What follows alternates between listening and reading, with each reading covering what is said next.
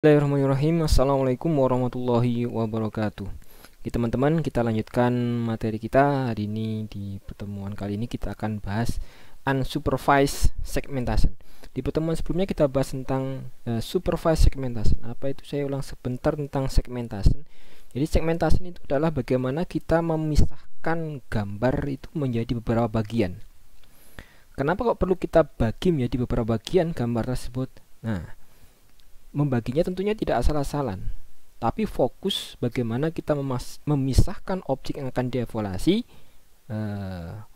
dengan objek-objek yang lainnya atau objek tersebut dengan backgroundnya.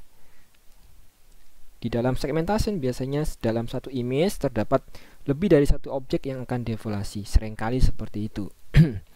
Kemarin sudah saya contohkan, misalkan dalam sebuah foto, di situ banyak terdapat wajah, maka kita ingin mengambil wajahnya saja masing-masing, maka kita segmentasikan, kita pisah-pisah sehingga didapatkan beberapa wajah di dalam gambar tersebut. Itu segmentasi, memisahkan objek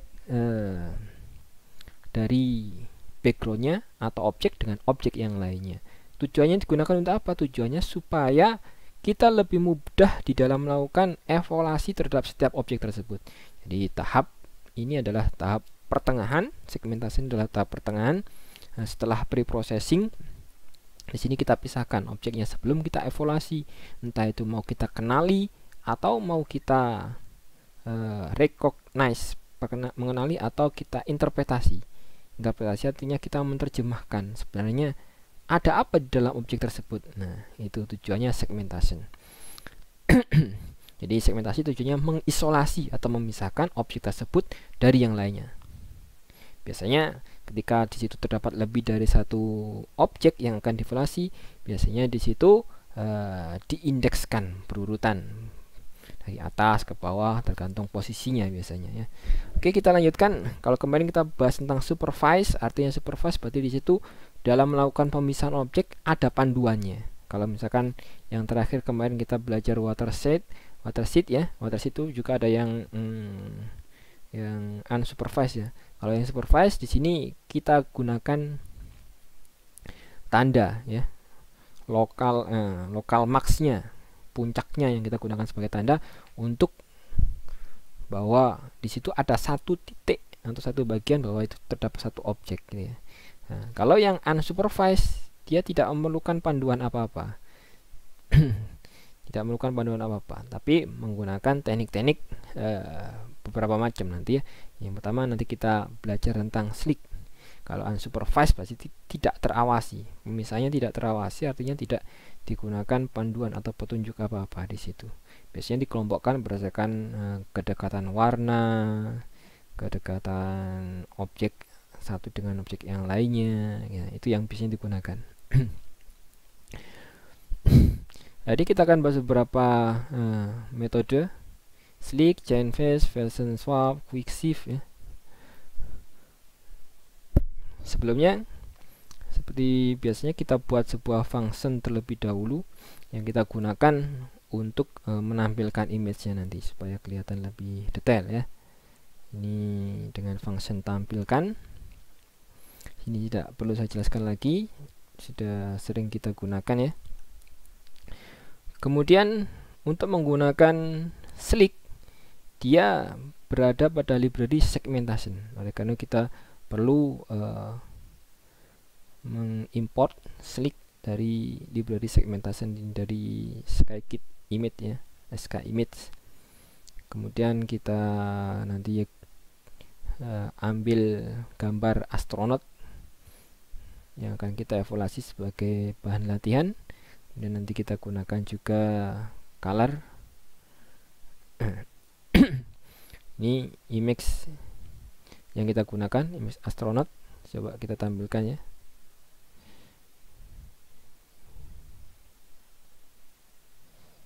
Kita tampilkan dulu image aslinya.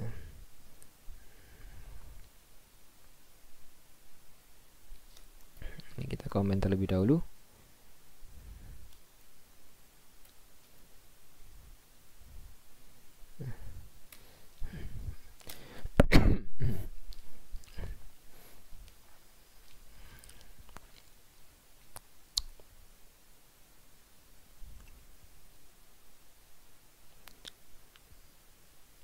ini image.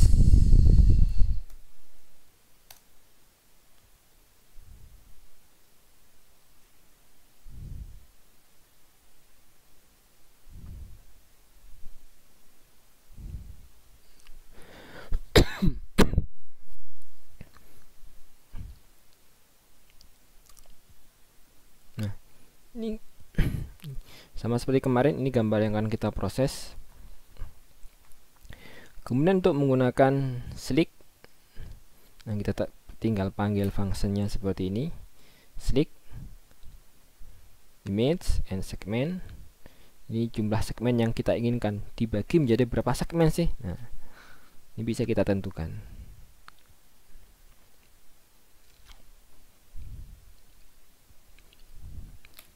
Coba kita tampilkan.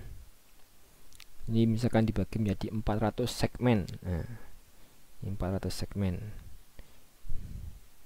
Bisa kita kurangi juga, misalkan ekstrim 20 segmen misalkan. Nah, dari sini kita bisa lihat hasil segmentasinya. Misalnya misalkan kita mau ambil kepala, di sini sebenarnya sudah dapat lumayan. Jadi masing-masing objek ini setiap colornya dia akan diindekskan pada, bisa kita ambil persatuannya ya.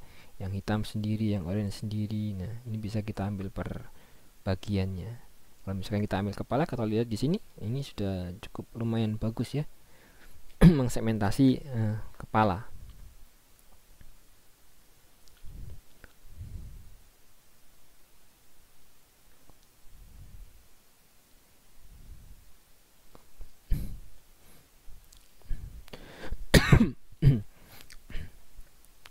Kemudian teknik yang berikutnya chain phase. Chain phase di sini juga salah satu unsupervised segmentation.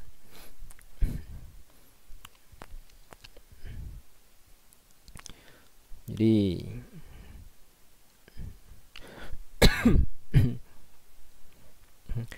misalkan ini data kamera yang kita gunakannya. Gambarnya gambar data kamera.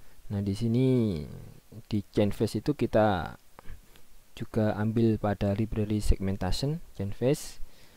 Nah, di sini kita rubah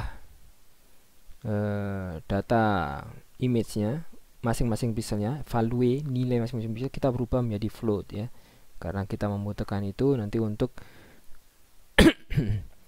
menampilkannya.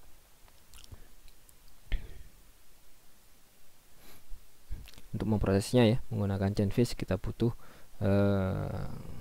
value-nya dalam bentuk float, sehingga kita perlu merubahnya terlebih dahulu.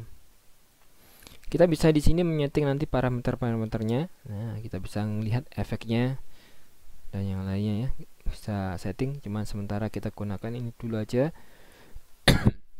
Yang sedikit berbeda di sini teman-teman, saya tampilkan menggunakan title ya. Di sini cara melakukan set title sama seperti yang sebelumnya saya jelaskan ya. Kalau kita ingin menampilkan judul, kita bisa menggunakan set title. Kemudian yang plot di sini, nah kita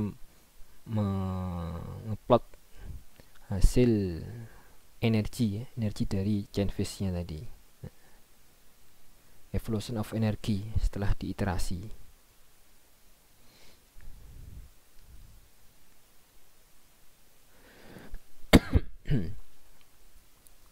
Kalau kita lihat hasilnya,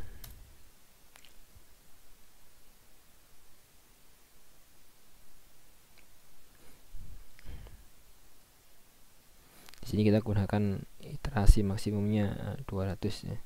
Kalau kita lihat, nah, dari gambar kamera, nah ini perubahan energinya, evolution of energinya.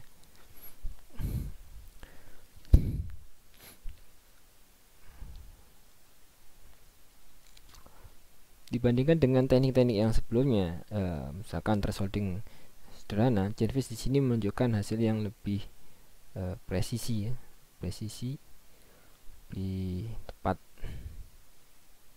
Nah, ini juga sudah dibagi dengan level setnya. Kalau kita lihat final level set ini kalau kita set CV nya parameternya yang kita ambil 1, jadi CV ini ya.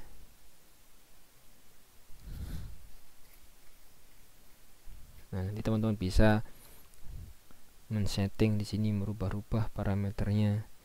Misalkan iterasinya kita perbanyak, misalkan 300, lambdanya MU-nya ini 0,5 misalkan. Ini kita naik ke 0,75 ya, kita coba lihat hasilnya.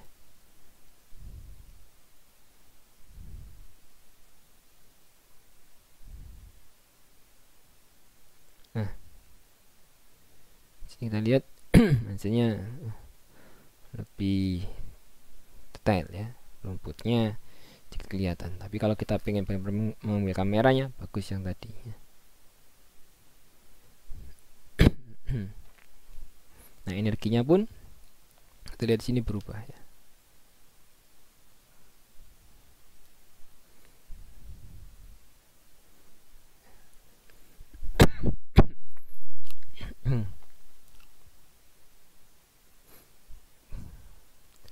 Ternyata di sini iterasinya sampai hanya 48 kalau kita gunakan ukuran yang tadi ya. Ini coba kita kecilkan aja. Musuhnya 0,1, ininya 0, dt nya 0,25. Kita lihat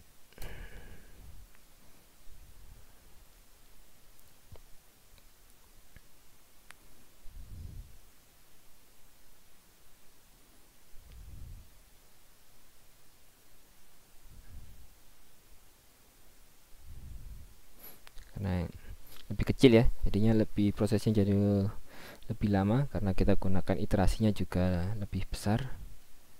Nah, di sini dia berada pada posisi iterasi ke maksimal kali kita 300. Iterasi ke 300.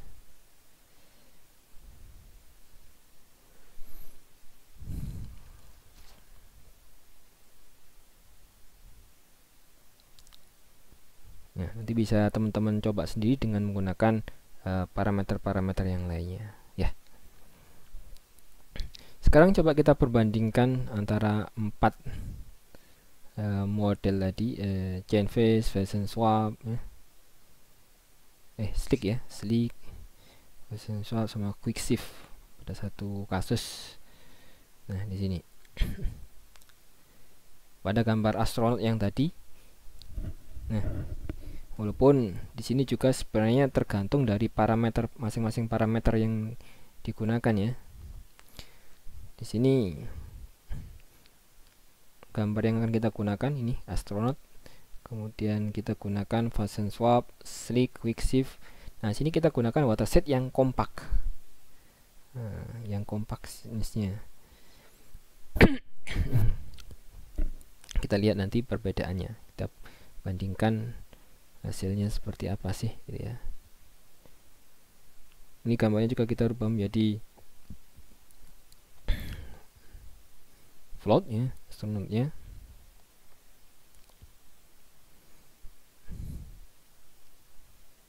Nah, untuk Fashion swap di sini scale-nya 100, sigmanya kita setting 0,5, minimum size-nya 50. Sedangkan slick sama seperti yang sebelumnya ya, segmennya kita berikan 250 dengan compactness 10 dan sigmanya 1. Sini quick shift ini sama semuanya dengan menggunakan satu sumber yang sama. Ini kernel size nya kita buat 3, mark distance nya 6, rasionya 0,5. Kemudian untuk waterset, ingat kemarin waterset. Nah, kita harus rubah tadi kan citranya citra color, harus kita rubah dulu menjadi gray atau black and white atau biner ya, karena waterset tidak bisa di citra color. Nah, makanya di sini kita rubah dulu menjadi gray. Kemudian markernya kita tentukan 250 dan kompleksnya 0,1. Nanti kita lihat kira-kira masing-masing dengan settingan seperti ini. Nanti walaupun seperti itu sebenarnya nanti tergantung nilainya ya. Ini secara umum saja kita tunjukkan seperti apa sih hasilnya. Nah, kita plot nanti jumlah elemen uniknya. Len di sini menghitung jumlah berapa segmen sih, dibagi menjadi berapa segmen atau elemen segmen-segmen unit, bagian-bagian unik yang dianggap sebagai objek yang akan dievaluasi. Itu cara menghitungnya ya. Ini kan len ini membaca panjangnya. Kita jalankan.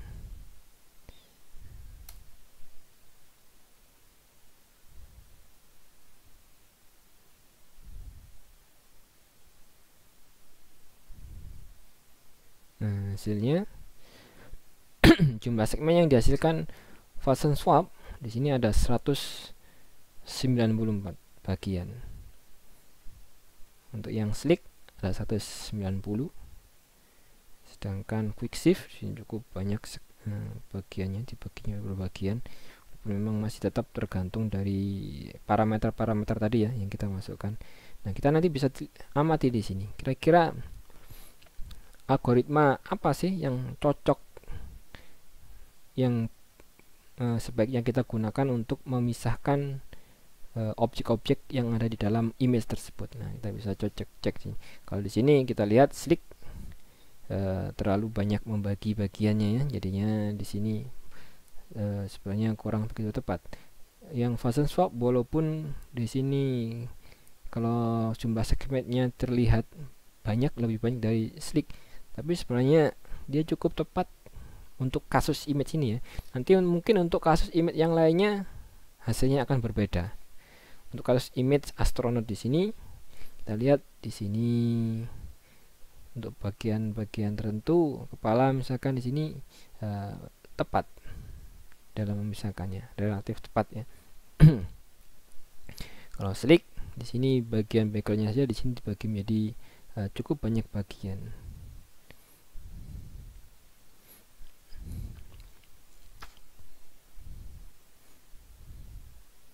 Kalau Poisson swap sini kalau kita lihat dia lebih fix ke objek-objek ya, objek-objek dibandingkan dengan yang lainnya. Kita lihat di sini waterset, nah, di sini dia lebih hampir mirip dengan slick ya. Begitu juga dengan quick shift. Jadi kesimpulannya kalau menurut kasus citra astronot ini, kalau kita ingin memisahkan benar-benar objeknya, misalkan manusianya, benderanya, kemudian roketnya, helm dan yang lainnya, maka lebih tepat kita gunakan Poisson swap. Walaupun memang semuanya masih tergantung dari settingan parameter yang kita gunakan. Jadi teman-teman nanti bisa coba hasilnya kira-kira seperti apa kalau kita rubah parameter-parameter yang digunakan di masing-masing metode di sini. Nah, ini tadi beberapa metode pada unsupervised segmentation. Saya ingin mencontohkan satu lagi, yaitu unsupervised juga, sebenarnya mirip dengan slick. Cuman di sini kita gunakan sebuah metode K-means clustering. Nah, K-means clustering. Di sini kita gunakan untuk mengkompresi warna. Biasanya kalau citra color itu kan sebenarnya ringnya itu jumlah warnanya itu sangat banyak. Nah, dengan menggunakan K-means clustering kita bisa merubahnya menjadi sedikit warna. Artinya di situ nanti warna-warna yang berdekatan akan dikelompokkan, dikelompokkan menjadi satu. Tergantung kita ingin bagi berapa menjadi berapa klaster image tersebut.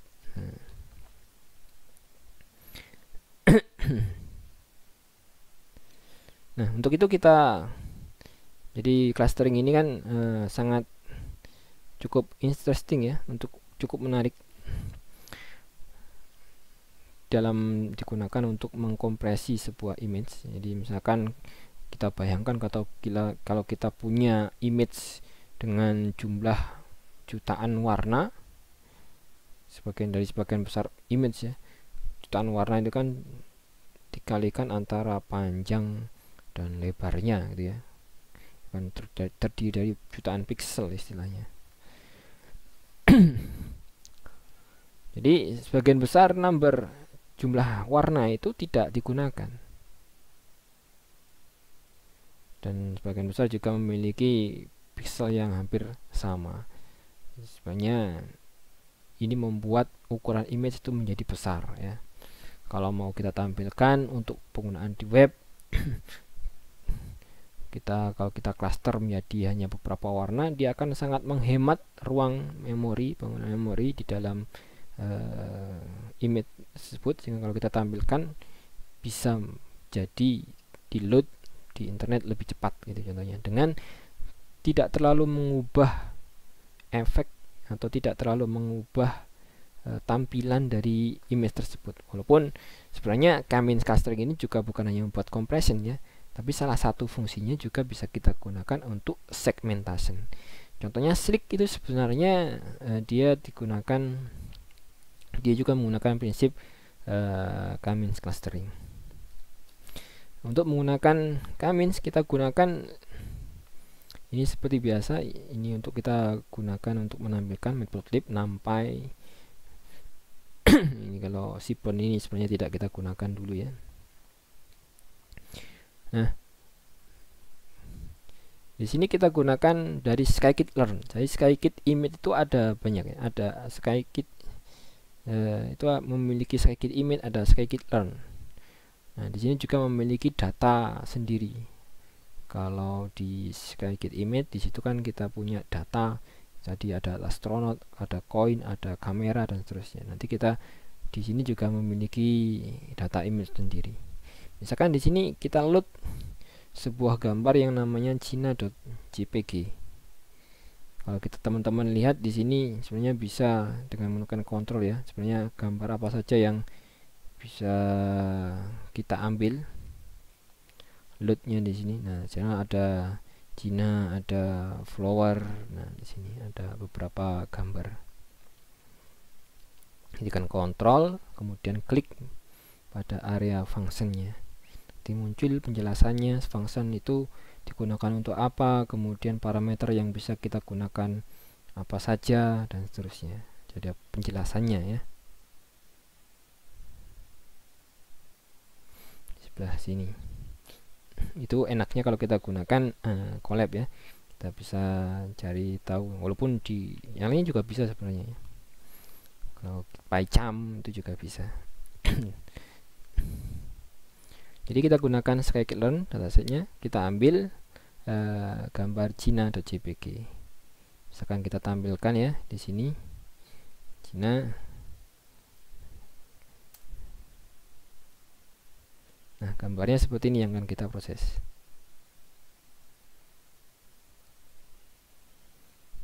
Misalkan ini ya yang mau kita cluster.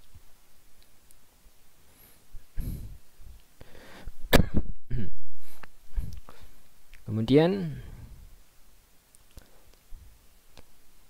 kalau kita cek image di sini memiliki ukuran berapa sih ini ya, gambar Cina tadi. Kalau kita cek dia memiliki ukuran berapa, height-nya berapa, width-nya berapa. Jadi dia tingginya di sini 427, width-nya di sini 640. Kemudian citra ini citra color, ini 3, artinya di sini 3, di sini dia terdiri dari red, green dan blue. Mengulang sedikit pertemuan-pertemuan di awal ya. Kemudian kita juga bisa merubah bentuk dari citra 2 dimensi menjadi citra 1 dimensi. Artinya panjang dan lebarnya kan biasanya di situ ditampilkan ada panjang ada lebar, dan di sini panjang lebarnya kita jadikan 1. Makanya di sini dikalikan. kita bisa reshape ya, artinya kita reshape.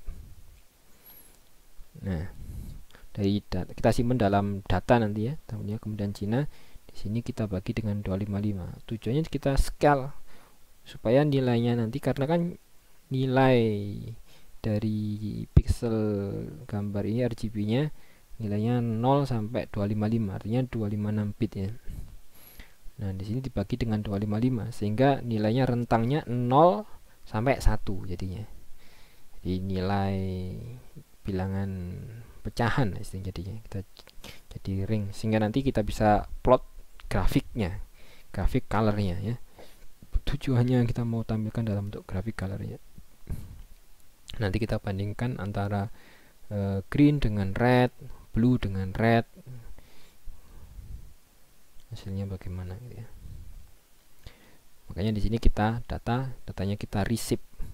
Jadi sehingga 427 di sini ya dikalikan dengan 640, tapi tetap 3 layer RGB-nya tetap.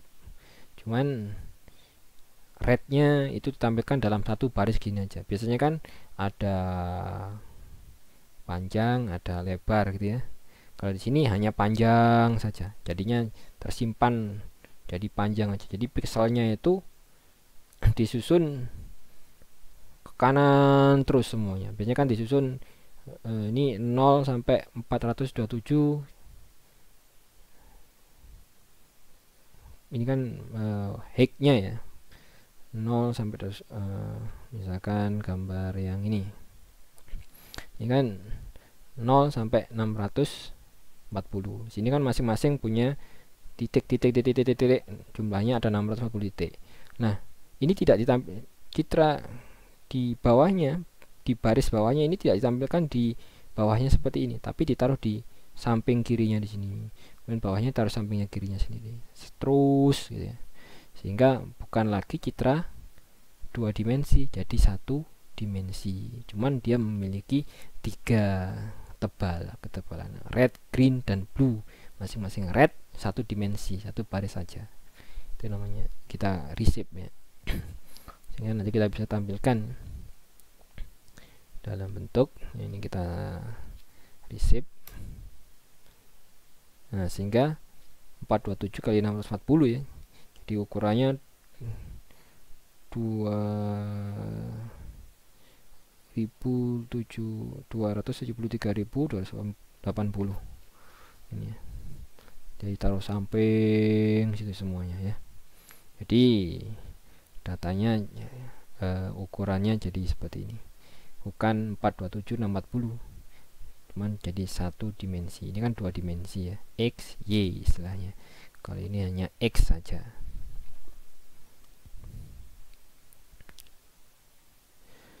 Kemudian kita buat sebuah function untuk menampilkan hasil grafiknya nanti, supaya kita bisa membandingkan ya. Di sini kita bandingkan dalam bentuk scatter grafik ya, grafik scatter, untuk melihat perbandingan red, green, dan blue-nya ya. Ini dalam bentuk sebuah function ya, yang kita namakan dengan plot pixel. Di sini ada parameter data, title, judulnya, color, dan seterusnya. Kemudian kita buat sebuah random subset untuk menampilkan titik-titiknya nanti ya. Ini kan dari colors, di sini kan kita isikan dengan data yang dari reshape, hasil reshape-nya di sini. Nah, kemudian ini yang akan kita proses. Ini kita ambil ya data I-nya, kita ambil red-nya, kita ambil green-nya, kita ambil blue-nya. Kita ambil red-nya, green-nya, dan blue-nya dari datanya di sini. Ini jika bisa kita gunakan cara yang seperti ini. Jadi R variabel red nanti berarti terisi red semua. Artinya layer kan ada 3 layer ya. Citra color kan ada 3 layer. Nah, R berarti red-nya saja, G green-nya saja, B blue-nya saja, nilai pixel di red-nya saja, nilai pixel di green-nya saja, nilai pixel di blue-nya saja. Baru kemudian kita coba tampilkan ya, scatter ini antara red dan green. Kemudian yang kedua kita scatter antara red dengan blue. Di sini sumbu X-nya, di sini sumbu Y-nya ya. X, Y. Kalau kita tampilkan hasilnya, citra aslinya di sini cukup banyak warnanya ya. Ini ya cara menampilkannya. Plot pixel tadi kita panggil plot pixel, kemudian data ini ya. Kemudian judulnya di sini. Kita plot ya. Plotnya berarti plot pixel, kita panggil function yang di sini. Masuk datanya, kemudian ditampilkan dalam bentuk sebuah grafik. Nah, di sini kalau kita lihat di sini colornya sangat banyak, pertumbukan sekali ini, banyak sekali ya. 16 million possible color ya. Ada 16 juta kemungkinan warna.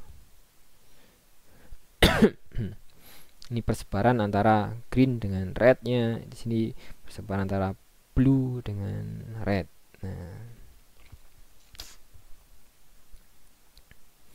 Nah, sekarang coba kita klasterkan ini yang banyak warna ini menjadi hanya beberapa warna saja.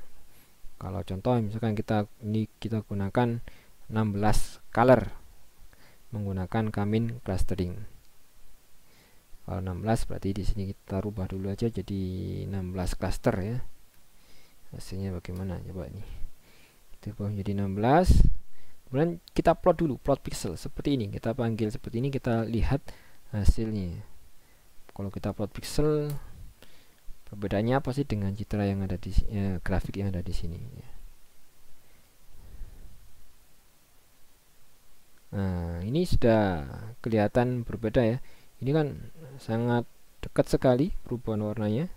Banyak ya. Banyak artinya banyak color. Nah, di sini sudah lebih berkurang. Nanti kita coba lebih rendah lagi. Contohnya di sini aja, area yang di sini sudah berbeda ya. Kita gunakan 16 dulu. Nanti kita coba nilai yang lainnya. Jadi intinya di Kamin sini kalau kita mau menggunakan Kamin clustering kita bisa ambil dari ini. Dari cluster scikit-learn. Kita gunakan library scikit-learn, kemudian di modul cluster kita ambil function mini batch Kamin. Nah, jadi kita tinggal memasukkan berapa, kita rubah menjadi berapa cluster sih. Ini aja inputnya, jumlah klasternya saja. Misalkan di sini, baru kemudian kita Kamin di sini kita set menjadi 16, berarti kita rubah menjadi 16 cluster. Baru nanti kita fitkan dengan data yang awal tadi, yang sudah kita rubah menjadi satu dimensi di sini, satu dimensi.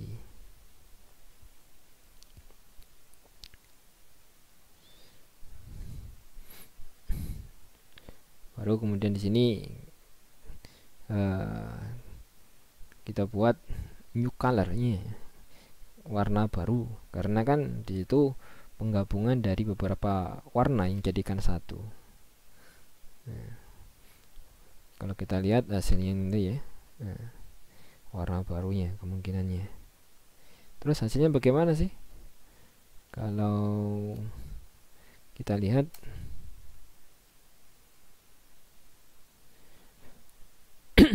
secara gambar, coba teman-teman perhatikan antara dua gambar di sini, ini original image-nya, di sini hasil cluster 16 colornya. Secara selintas untuk gambar hutan dan pagodanya di sini tidak terlalu jauh berbeda, cuman sedikit mencolok perbedaan di area backgroundnya di sini. Nah, ini kan background ya. Jadi kalau misalkan kita ingin ngambil objek hutan dan pagodanya, ini sangat mungkin kita pisahkan dengan backgroundnya gitu ya. Nah, ini kalau 16. Kalau misalkan kita turunkan lagi menjadi misalkan 7,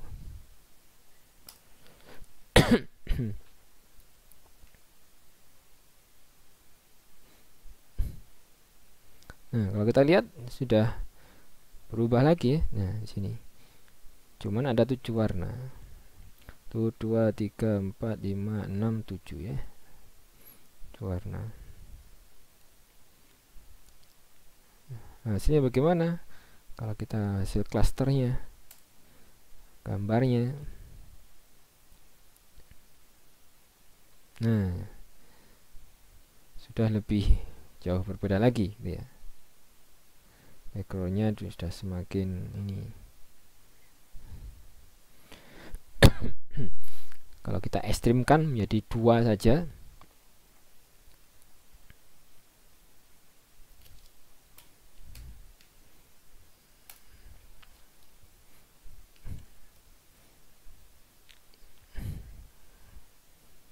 ini sebenarnya 2 color ya. Nah, 2 color artinya ini. Tinggal kita rubah di sini aja. Misalkan 2.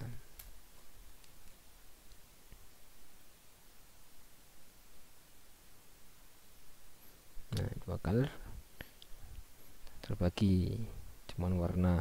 Jadi nanti terbagi menjadi objek yang akan dipisahkan, yang ya kemungkinan yang kita evaluasi lah istilahnya, dengan backgroundnya sini. Nah, hasilnya kalau pada image-nya kita jalankan lagi. Nah, sudah sangat berbeda. Nah, ini kan sudah terpisah, backgroundnya sudah terpisah dengan objek. Nah, sini sudah menjadi cluster yang cukup